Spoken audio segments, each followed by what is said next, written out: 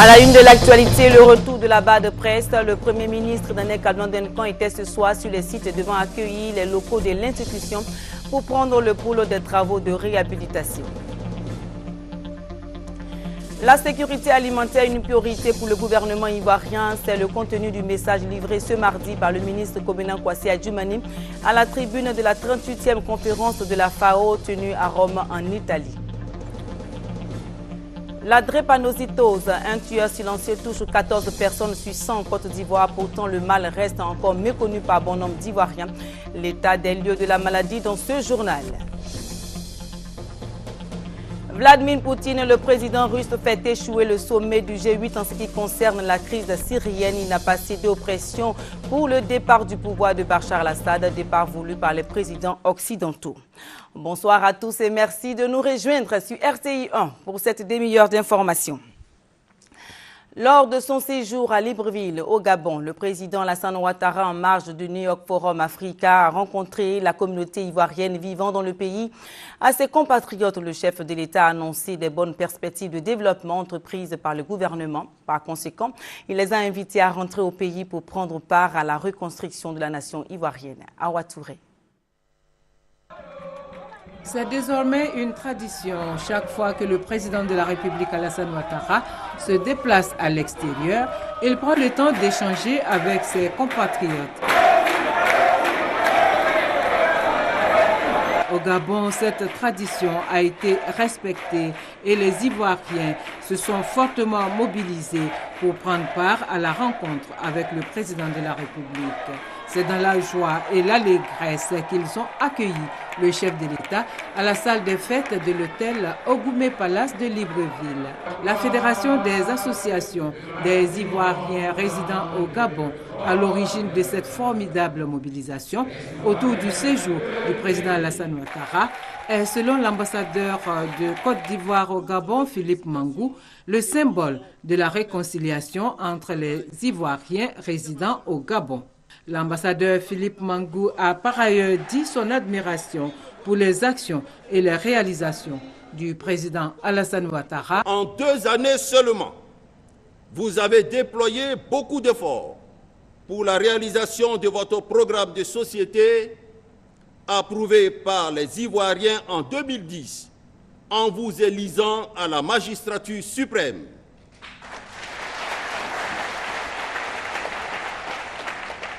Ainsi que pour le retour de la Côte d'Ivoire dans le concert des nations qui comptent. Qui, Monsieur le Président, qui ignore en effet sans être de mauvaise foi que vous ne manquez à aucune tribune internationale pour faire entendre la voix de la Côte d'Ivoire? Qui ne voit pas ou qui feint de ne pas voir que sous votre conduite éclairée, la Côte d'Ivoire est au travail? Quelques exemples suffisent pour s'en convaincre. L'afflux important des investisseurs, la construction des 2 grands échangeurs, la construction de l'autoroute Abidjan-Bassam, l'achèvement de l'autoroute du Nord, la construction du 3e pont, l'électrification de nombreuses localités, l'application de votre vaste programme d'approvisionnement en eau potable, la réhabilitation des 4 universités, sans compter, oui, Excellence, sans compter, les excellents résultats obtenus en si peu de temps dans les domaines de la diplomatie, de la sécurité et de l'économie. Diaby Vakaba, président de la Fédération des associations des Ivoiriens résidant au Gabon, a pour sa part salué la création du ministère de l'intégration et des Ivoiriens de l'étranger qui pour lui va créer les conditions nécessaires au retour des émigrés. À ce sujet, nous souhaitons l'affrètement d'un bateau pour le retour de certains compatriotes et leurs familles, la mise en place d'un fonds d'aide à la réinsertion, l'acquisition des logements sociaux en Côte d'Ivoire. Le président de la République, Alassane Ouattara, a pris bonne note des doléances de ses compatriotes résidant au Gabon. Il leur a demandé de rentrer en Côte d'Ivoire pour prendre toute leur place dans l'effort de reconstruction du pays. Pour le chef de l'État, il faut à présent tout mettre en œuvre pour renforcer la cohésion nationale. Avant de saluer l'ambassadeur de Côte d'Ivoire au Gabon, Philippe Mangou, qui a œuvré à rassembler les Ivoiriens résidant au Gabon. En Côte d'Ivoire et à Abidjan, le retour de la BAD constitue une priorité pour le gouvernement. Le Premier ministre Daniel Kablan-Duncan a visité il y a quelques heures les sites du CCIA et le siège de la BAD pour constater l'état d'avancement des travaux de réhabilitation des édifices devant accueillir le personnel de l'institution. Un premier convoi du personnel de la BAD est attendu pour le second semestre de cette année. Alexis Zoué-Draogo. 3 mois après sa dernière visite sur les chantiers de la BAD à Abidjan, le chef du gouvernement s'est rendu ce mardi au siège en rénovation de l'institution. Réunion fermée avec les responsables des travaux et visite minutieuse des lieux. Daniel Kablan-Duncan s'est au terme de sa visite voulu rassurant. Pour les engagements pris, les engagements seront donc tenus. Les dates ont été fixées, les dates seront donc maintenues. Quoi qu'il en soit, si j'ai bien saisi ce qu'il a indiqué, à la fin du premier semestre, tout sera prêt ici. Plus tôt dans l'après-midi, c'est le siège CCIA qui a été visité. Là, de bonnes avancées ont été notées. Le chiffre exprime en général un taux de réalisation de 80%. Le deadline du 30 septembre devrait être respecté. L'année 2014, en principe, doit avoir le cinquantenaire de la Banque africaine de développement qui doit se passer ici à Abidjan. Et les assemblées de 2015 vont se voir lui aussi à Abidjan. Donc il y a là donc, un défi important que le gouvernement doit relever. Les écoles internationales, une autre préoccupation pour les agents de la BAD. Les travaux y avancent bien, notamment au lycée américain, au lycée Mermoz. Près de 200 élèves sont déjà inscrits d'ailleurs au titre de l'année académique 2014 au lycée américain. Sur les sites, les choses prennent forme, les broussailles font place à des tracés corrects. Au niveau du lycée américain, ils ont quitté, les choses ont commencé mi-avril et nous sommes de ce qu'on nous indique, je crois à la fin du mois de juillet, les travaux là-bas seront terminés. Nous avons fait le lycée Mermoz et là aussi les travaux avancent. On nous a indiqué qu'en août, la première partie concernant 400 élèves du primaire, cette partie-là sera donc terminée et que l'ensemble sera donc prêt en janvier au plus tard de l'année 2014. Daniel Kablan-Duncan a pour finir exhorté les Ivoiriens à s'apprêter à un accueil chaleureux du retour de la BAD dans le pays. Le PEPFAR est le cadre de mesure de la performance de la gestion des systèmes des finances publiques. Outil de gestion et de bonne gouvernance, donc, il a fait l'objet d'une évaluation et les conclusions de ces travaux ont été restituées à travers un atelier organisé par le ministère auprès du Premier ministre chargé de l'économie et des finances. Jean-Jacques Ouaméala. L'évaluation en 2008 du système de gestion des finances publiques PEPFAR, jugée insatisfaisante par les bailleurs de fonds, est désormais un vieux souvenir. Aujourd'hui, la nouvelle revue du PEPFAR révèle d'énormes progrès et de bons points. Se satisfait au regard du représentant du ministre en charge de l'économie et des finances doit être mis à profit pour réformer l'ensemble des finances publiques de Côte d'Ivoire.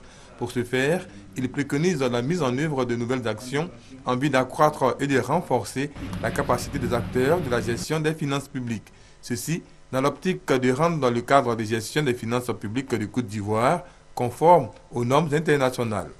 Au nom des bailleurs de fonds, le chef des opérations de la délégation de la Commission de l'Union européenne en Côte d'Ivoire a salué les efforts de gestion des finances publiques de Côte d'Ivoire qui donnent du crédit à la signature de l'État de Côte d'Ivoire auprès des bailleurs de fonds.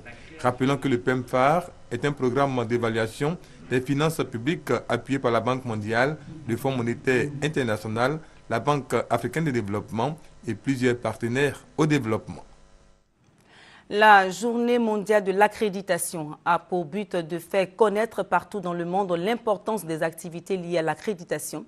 Initialement prévu pour le 9 juin, l'événement a été célébré en Côte d'Ivoire hier à la Chambre de commerce et d'industrie. C'était au cours d'une conférence organisée par le ministère de l'Industrie. Emma Niamien. L'accréditation, c'est une procédure par laquelle une autorité reconnaît que des structures de contrôle et les organismes d'inspection et de certification sont compétents pour exécuter certaines tâches dans un domaine donné. L'accréditation de ces structures de contrôle appelées organismes d'évaluation de la conformité sera le passeport qui permettra aux entreprises nationales d'accéder sans contingence aux marchés les plus exigeants comme les marchés européens et américains. La journée mondiale de l'accréditation célébrée ce jour a pour objectif de promouvoir l'accréditation en Côte d'Ivoire et aussi de faire connaître son importance pour l'économie mondiale. Pourquoi c'est important pour le commerce mondial? Parce que les produits que les entreprises fabriquent doivent aller à l'étranger. Et si on n'a pas un fort système d'accréditation ici, c'est-à-dire que les laboratoires, on n'a rien pour prouver que nos laboratoires sont compétents, arriver à destination, les clients sont obligés de refaire les analyses. En Côte d'Ivoire, seulement 5 laboratoires sur la cinquantaine qui existent sont accrédités. Toute chose qui constitue une entrave pour les entreprises nationales pour leur accès au marché international. Un système d'accréditation nationale fort, crédible et intégré au système mondial permet d'accroître et de renforcer la confiance dans les résultats des évaluations faites au niveau national et de réduire ainsi les délais et les coûts. La Côte d'Ivoire aspire à devenir un pays émergent en 2020. Cette volonté impose que les entreprises nationales produisent des biens et services conformes aux normes et règlements nationaux et internationaux. Les épreuves orales du baccalauréat session 2013 ont débuté ce matin pour les élèves des classes de terminale. Ils sont plus de 200 000 candidats à se présenter à cet examen dans les centres répartis sur le territoire national. Ils seront face aux examinateurs jusqu'au vendredi prochain. Bekes Aliko, Laurent Banga. Ils sont plus de 200 000 candidats qui affrontent l'oral du bac ce mardi matin au vendredi prochain. Les candidats doivent faire montre de solides connaissances en anglais, français et espagnol ou allemand. Je me suis déjà préparée depuis le début de l'année. Bon, je bosse, je travaille au jour le jour et tout. Donc je pense que ça peut aller. Je suis satisfait de mon travail, ça va dans l'ensemble. On attend les épreuves écrites ou bien les euros à venir et puis voir enfin, dans l'ensemble comment ça ira. On laisse dans la main de Dieu. Pendant 9 mois, on a commencé à préparer les épreuves. Donc je pense que je suis en mesure d'affronter les épreuves orales. Les épreuves se déroulent dans les 750 centres d'examen établis sur tout le territoire national. Les épreuves écrites auront lieu du 25 au 28 juin. Le déroulement de ce troisième examen à grand tirage est le dernier test du ministère de l'Éducation nationale après l'étape du CPE et du concours d'entrée en 6e et du BEPC. Il faut rappeler que les résultats de l'examen du bac section 2011-2012 ont donné un taux de réussite de 25,27% d'admis. Après l'obtention du baccalauréat qui clôt le cycle secondaire, les élèves admis pourront accéder l'an prochain au cycle supérieur et s'inscrire notamment dans les universités et autres établissements de formation technique. Et plus de 11 000 candidats des filières professionnelles ont entamé ce mardi également les épreuves écrites. Le directeur de cabinet du ministre de l'Emploi, des Affaires sociales et de la formation professionnelle a visité des centres d'examen. Christelle Ménan, Francis Boifo nous en parle. Après les épreuves physiques, orales, pratiques et les soutenances, les épreuves écrites des examens professionnels session 2013 ont débuté ce mardi parallèlement au bac général. Le directeur du cabinet du ministre de l'Emploi, des Affaires sociales et de la formation professionnelle a visité 2 des 49 centres d'examen du territoire. Quand on rentre dans une filière de formation professionnelle, on se dit qu'au bout, il y aura un travail. Ce qui fait que dès le départ, les apprenants se mettent au travail et se battent pour réussir. C'est la raison pour laquelle la plupart du temps, au niveau des examens professionnels, les taux de réussite sont nettement au-delà de 50%. Nous espérons que cette année, malgré les quelques difficultés que nous avons connues, les élèves pourront, encore une fois, réussir et mieux réussir que les années précédentes. Plus de 11 000 candidats répartis dans près de 100 filières composent pour décrocher le brevet professionnel BEP, le brevet technicien BT, le brevet d'études professionnelles BEP, le certificat d'aptitude professionnelle CAP ou le certificat de qualification professionnelle CQP. Je travaille dans une clinique, je suis venu passer le CAP sanitaire social pour être embauché et puis aussi passer le concours de CAP en fonction publique puisque je n'ai pas le BPC. Donc c'est pour ça que je suis là. Le matin, les épreuves sont bien passées. Pour le moment, ça va. On n'a pas été stressé, ça va. On remet tout dans la main de Dieu. Les épreuves écrites s'achèvent le 21 juin. Les apprenants connaîtront leur sort à la publication des résultats le 2 juin, après les délibérations du 25 au 29 juin prochain. Ce mardi, le ministre des Ressources animales et halieutiques, Kobena Kwasi Adjoumani, s'est adressé à la 38e conférence de l'Organisation des Nations Unies pour l'alimentation et l'agriculture. Le ministre a rappelé que la sécurité alimentaire est une priorité et une préoccupation pour le gouvernement ivoirien. Envoyé spécial à Rome, Hugues Eveblé. Au nombre des communications importantes enregistrées à cette 38e session de la conférence de l'Organisation des Nations Unies pour l'alimentation et l'agriculture FAO à Rome, celle des présidents Yayi Boni du Bénin et Faure Gnassingbé Eyadema du Togo. Soulignant les efforts importants accomplis par la FAO dans les domaines de la sécurité alimentaire et de la malnutrition, ils ont invité la communauté internationale à une assistance financière accrue à cette organisation onusienne. Un appel auquel la Côte d'Ivoire a joint sa voix ce mardi en soulignant la nécessité de donner à la FAO les moyens de son action. Le ministre des Ressources animales et halieutiques a souligné que la sécurité alimentaire est une préoccupation mondialement partagée. Nous avons, dans le cadre de notre message, nous avons appuyé cette volonté d'augmentation du budget, puisque c'est de cette seule façon que le directeur général de la FAO peut mettre à exécution son programme. Et nous estimons que ce budget va contribuer à mettre en place un système de développement agricole très accéléré. La plénière de ce mardi après-midi a été présidée par le ministre Kobena Kwasi Adjoumani, désigné au nom de la Côte d'Ivoire premier vice-président de la 38e conférence. Tout un honneur pour le pays d'assurer cette vice-présidence de l'organe souverain de décision de la FAO qui compte 195 pays membres. La session ouverte le 15 juin s'achève le samedi prochain et a pour objectif principal la mise en place de systèmes alimentaires durables au service de la sécurité alimentaire et de la nutrition. Une délégation de l'Union parlementaire internationale conduite par son porte-parole Mélégué Traoré s'est rendue au ministère des Affaires étrangères. Objectif de la visite, s'enquérir des informations sur la renaissance du pays, tant au niveau de la gestion que des relations bilatérales et multilatérales entre Abidjan et les autres capitales du monde. Honorine Agnegori. Les échanges ont porté sur le rôle des parlementaires ivoiriens dans le processus de réconciliation, eux qui ont été mandatés par le président de l'Assemblée nationale, Guillaume Kibafori Soro, d'être des relais auprès des populations. Du problème de l'embargo, des réfugiés, du foncier rural, de la sécurité et des récentes élections municipales et régionales, il en a été question au cours de cette rencontre. Le secrétaire général du ministère des Affaires étrangères, Claude Beckett-Dassy, représentant le ministre d'État, ministre des Affaires étrangères, Charles Kofi Dibi, a rassuré l'Union internationale des parlementaires du bon fonctionnement de la sécurité et du Parlement.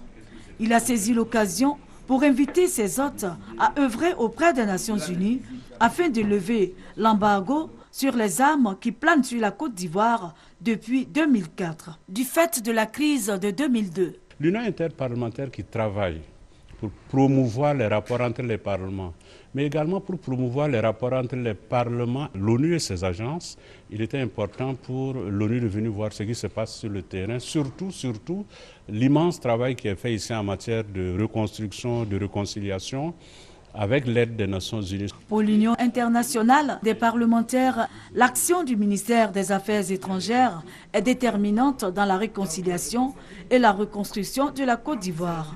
Selon cette union, la Côte d'Ivoire a la caractéristique d'être l'un des pivots diplomatiques de l'Afrique. C'est pourquoi ils ont démarré leurs activités dans ce ministère. Et puis cette information, le jeudi 20 juin à 14 h à l'Assemblée nationale, les députés auront une séance d'information en ce qui concerne l'appui de l'Agence des États-Unis pour le développement international avec l'ambassadeur des États-Unis en Côte d'Ivoire. L'information émane de Soro Diom, président de l'Assemblée nationale. 14 Ivoiriens sur 100 souffrent de la drépanocytose. Cette maladie héréditaire est aujourd'hui un problème de santé publique puisque c'est un tueur silencieux. Et ils sont nombreux ceux qui ignorent l'existence de la maladie. Alors, qu'est-ce que la drépanocytose? Comment se transmet-elle? Comment se fait la prise en charge de la maladie? La réponse à toutes ces questions avec Chantal Akanda. Le patient souffre en fait de la maladie drépanocytaire.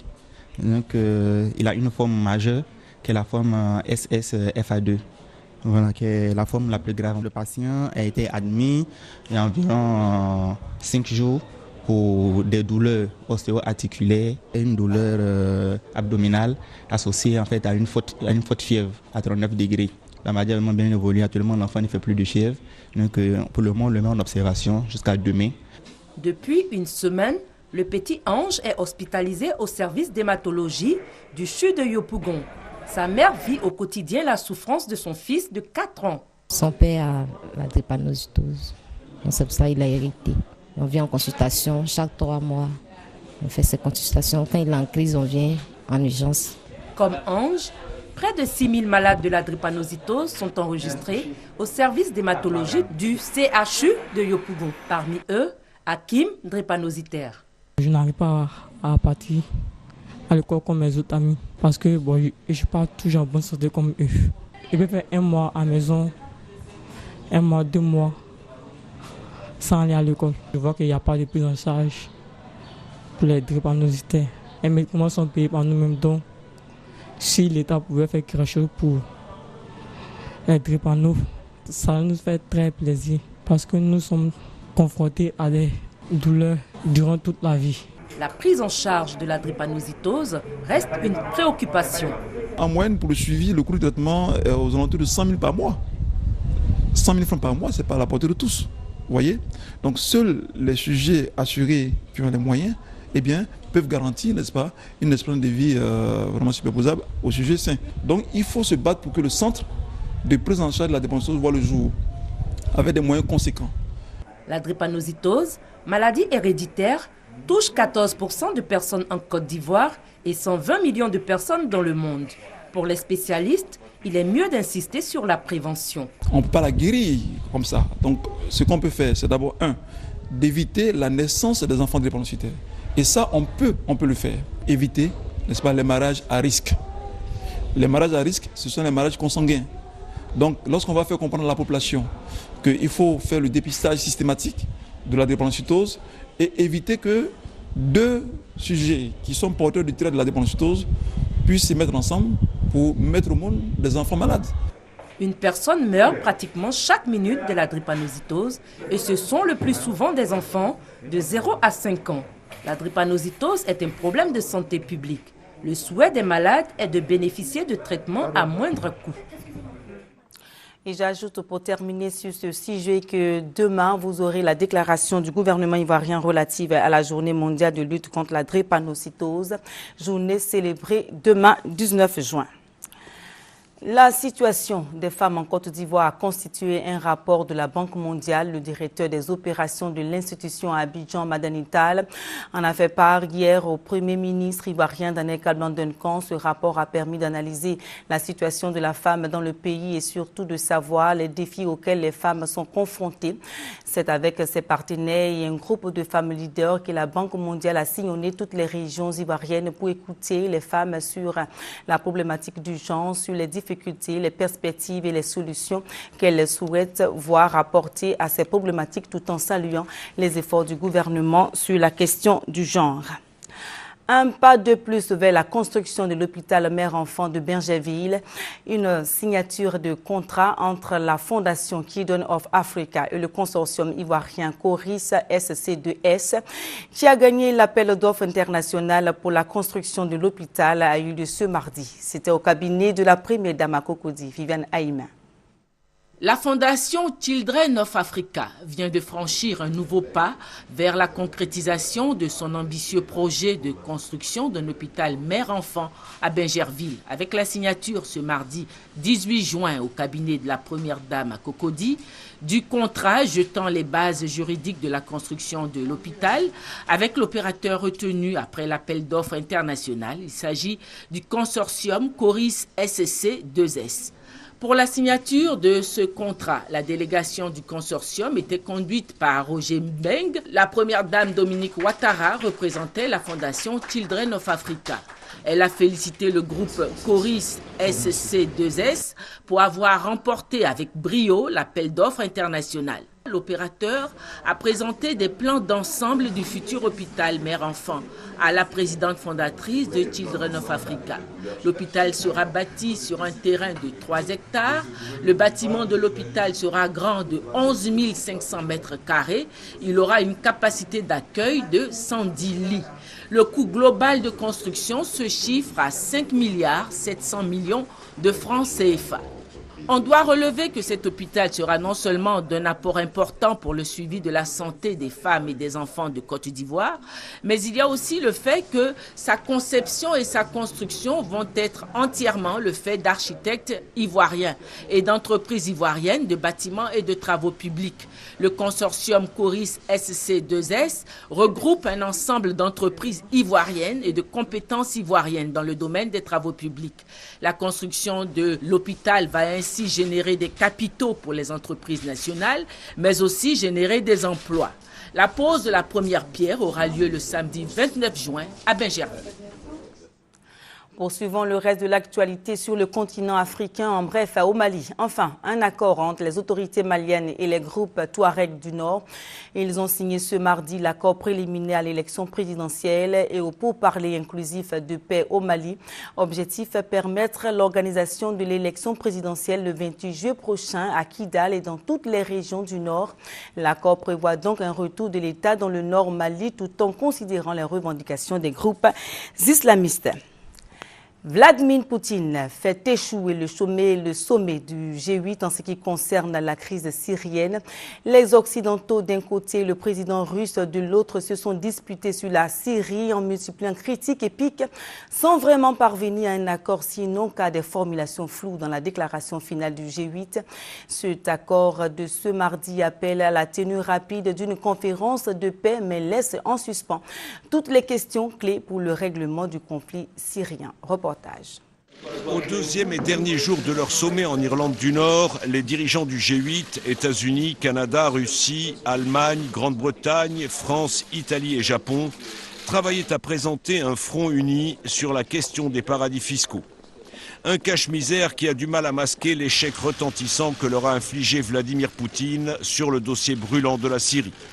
Seul contre tous, le président russe avait affiché avant même l'ouverture un soutien sans faille à Bachar el-Assad alors que les autres réclament son départ et mis en garde contre la fourniture d'armement à la rébellion. Avant son arrivée, François Hollande avait critiqué les livraisons d'armes russes servant à massacrer une opposition qui n'en reçoit que très peu, et Barack Obama, sceptique sur toute action militaire américaine en Syrie, s'est réfugié dans un discours diplomatique face à un interlocuteur glacial. Nous avons bien des divergences sur le problème, mais nous avons l'intérêt commun de réduire la violence, sécuriser les armes chimiques et nous assurer qu'elles ne soient jamais utilisées ou qu'elles prolifèrent. Si les grands de ce monde ont du mal à contrer la posture du président russe, d'autres à l'extérieur se sont montrés plus mordants. 3 militants d'Amnesty International, déguisés en féministes russes, ont réussi à manifester devant les grilles du sommet pour dénoncer la politique des droits de l'homme de Vladimir Poutine. 3 jeunes femmes des Pussy Riot purgent actuellement une peine de 2 ans de camp en Russie pour hooliganisme antireligieux. On termine en sport. La sélection nationale de taekwondo de Côte d'Ivoire a été sacrée championne du monde à l'issue de la 9e Coupe du monde francophone de taekwondo organisée à Ho Chi Minh Ville au Vietnam. Les athlètes ivoiriens sont de retour à Abidjan et ils ont été accueillis en triomphe. Benson Piraka. Environ 15 000 km parcourus, plus un décalage horaire de 7 heures. Forcément, la fatigue se ressent sur les visages des héros de Ho Chi Minh Ville, au Vietnam. Mais face à l'accueil triomphal qui leur est réservé, les membres de la délégation retrouvent le sourire. La joie est encore plus grande tout au long du parcours, de l'aéroport à Trècheville, de Trècheville à l'hôtel du district, au plateau. Les taekwondoïnes ont alors écouté les paroles chaleureuses et réconfortantes du vice-gouverneur Mobio Samuel et celles pleines d'espoir et forcément réjouissantes du ministre chargé des Sports. Comment ne pas être fier d'une telle fédération qui rapporte toujours des lauriers à la nation? Champion du monde, c'est champion du monde. Vous êtes champion du monde. La Côte d'Ivoire et son président vous recevront pour vous célébrer parce que vous êtes des champions. Qu'est-ce qu'on va donner à ces champions? Ils auront plus que les cadets. Le très respecté et très respectueux président de la Fédération de Taekwondo, Maître Bamba Cheikh Daniel, a exprimé la reconnaissance de la délégation à l'endroit de la tutelle et de toutes les bonnes volontés qui ont œuvré pour le succès de Ho Chi Minh Ville. Les athlètes, par la voix de leur capitaine, au-delà des remerciements, ont pris l'engagement de ramener d'autres médailles et d'autres trophées. On a prouvé aujourd'hui que les tournois mondiaux étaient à notre portée. Donc maintenant, il faut continuer sur la même lancée, garder le moral et continuer à s'entraîner dur pour pouvoir reproduire cet exploit-là.